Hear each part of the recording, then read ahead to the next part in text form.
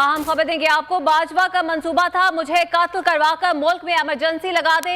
Chairman Tehreek-e Insaf Imran Khan ने अहम इंकशाफ किया है। आपको बता रहे हैं कि इमरान खान ने बोल न्यूज से खुसूसी गुफ्तगू में ये बड़ा दावा कर दिया और उन्होंने ये भी कहा कि मैंने कहा उसने जो जराइम किए हैं उसकी परवाह नहीं और उस पर पर्दा नहीं डाल सकता। आवाम ने जनरल बाजवा से जिस नफरत का इजहार किया, तारीख जनरल याहिया को भी बुला दिया।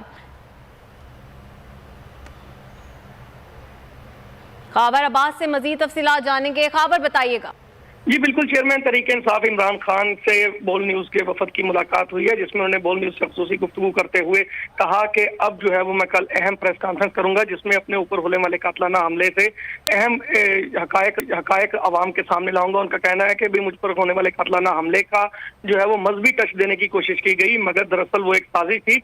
मुझे कत्ल करवा कर जो है वो साबका जनरल मुल्क में इमरजेंसी नाफज करना चाहते थे और वो चाहते थे कि उन्हें मजीद एक्सटेंशन